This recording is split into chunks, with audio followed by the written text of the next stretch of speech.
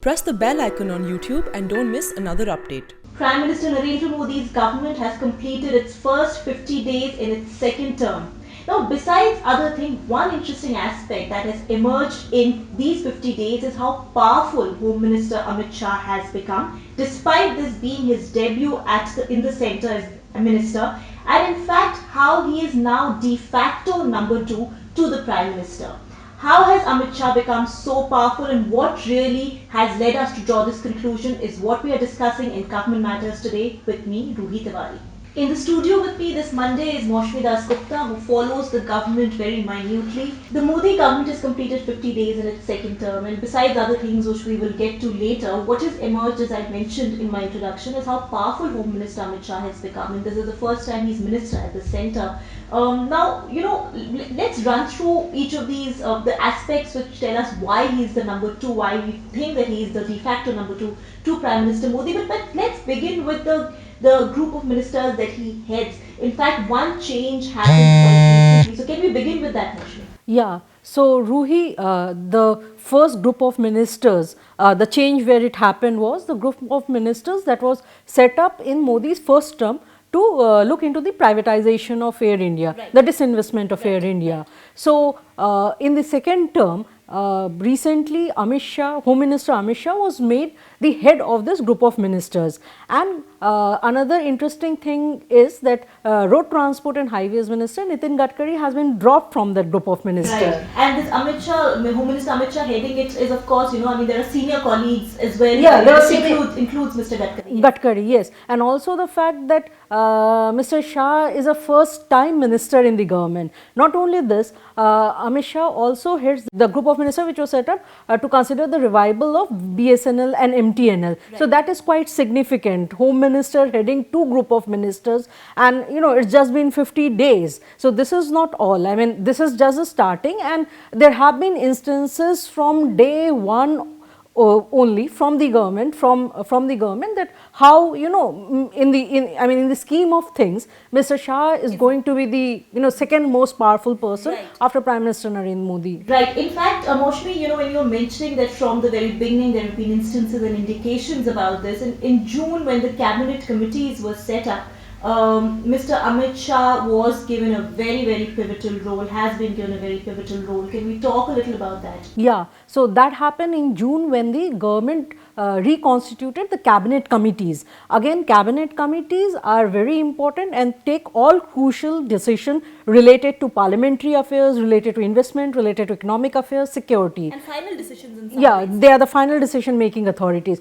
So when the cabinet committees were reconstituted, of the 8 committees, Mr. Shah is part of all the 8 committees, right, which in itself is a which in itself shows how what kind of importance has been, right, given to him. Right. And also he heads the cabinet committee on accommodation. He is part of the cabinet committee on appointment, which is headed by Prime Minister. He is part of all the other committee, cabinet committee on security, cabinet committee on economic affairs, and he heads the cabinet committee on accommodation. And initially when the list came out in June, so the initial list had in fact Mr. Shah heading 2 of the cabinet committees, cabinet committee on accommodation and cabinet committee on parliamentary affairs. Right. And Rajnath Singh, who is the defense minister, who was not heading any of the cabinet committees. So after a lot of hue and cry, then the government again came out with a new order in the evening where Rajnath Singh was made the head of the cabinet committee on parliamentary affairs. So again that goes on to show. No, that's interesting, Moshmi, that you mentioned this, because I recall this happening, that the list first came out and then a different list, a revised list was issued later in the evening. Do you think there was resistance to the kind of importance Mr. Amit Shah had been given, and that he was heading 2 parliamentary committees while cabinet committees, while the PM was heading the other 6? And Mr. Rajnath Singh, who's a senior colleague, who's been a home minister, was not heading anything. So do you think there was resistance, which is why the government had to... Yeah, there was resistance from within, though I mean the government never made its stand clear on why it is going back on its own order that was brought out early in the morning, around 5:30 in the morning, the notification came out. So, but our sources tell us that within the party there was lot of resentment at the kind of importance being given to Amit Shah, how he has been made member of all the 8 committees, which he still is, but more importantly, how he gets to head the Cabinet Committee on Parliamentary Affairs. Right. So, and because this is the first time he's in the Lok Sabha. yeah, this is the first time in the Lok Sabha. Though traditionally, Ruhi, Home Minister gets to become the member, yeah, because of being the Home Minister, he is part of all the cabinet committees. So that being there, but heading 2 committees, member of 8 committees, that also shows the trust that has been reposed on him by Prime Minister Narendra Modi. Well, this is a partnership really that goes back a long way from the Gujarat days, and that's unlikely to change, I think, over the next 5 years. They both work in tandem in the party as well.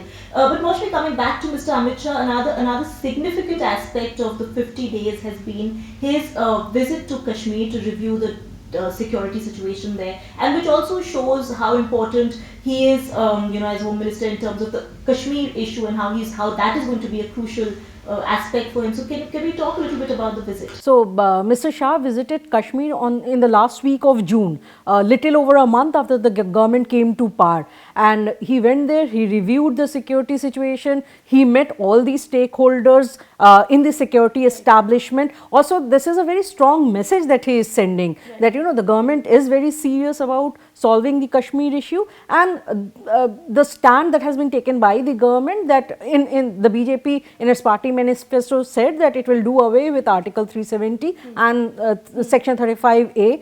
So, the government is still, the Home Minister has also in many fora said that they stand by it. When and how it will happen, we'll have to wait and watch. Right. But again, very strong message when Home Minister went to Kashmir just after a month of the government being in power. Washmi, finally, of course, now we've talked about, I think for me, as I mentioned even earlier, a very interesting aspect of the 50 days has been Mr. Amit Shah's rise and rise as a very trusted lieutenant of Mr. Modi, which was not unexpected. But what has been the thrust area of this government? Because today also Mr. Javadekar did a press, gave a report card of the 50 days. So according to you, because you track the government so closely, what has been a thrust area?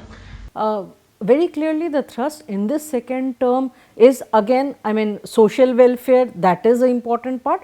But other than that, the government's thrust on water resources ministry, right, to the extent that they have set up a new ministry, Jal Shakti ministry, right, and within 1 month of coming to power, the government came up with this Jal Shakti Abhiyan, where they sent senior level bureaucrats to the districts, right, to assess the level of groundwater in all these districts, the position of basically the water scenario in these districts. And also, Ruhi, if you see, now they have made one ministry by merging two different ministries. Yeah. And only day before yesterday, on Friday, Mr. Bharat Lal, the Indian Forest Service officer who was posted as additional secretary in Rashtrapati Bhavan, he has been moved to the Jal Shakti ministry as additional secretary. Right. So basically, the Prime Minister also, fortifying one of the ministries which is on which they are, which they are prioritizing over in the next 5 years. Yeah, next 5 years. So the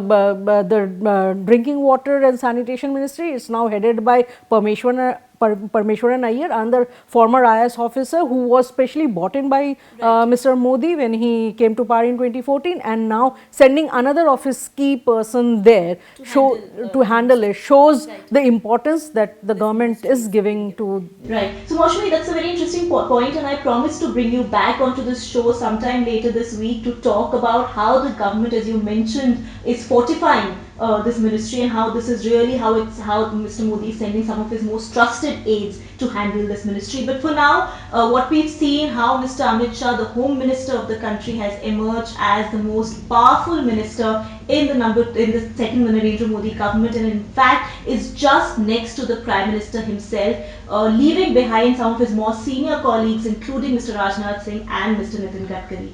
Thank you so much for watching Government Matters on Monday.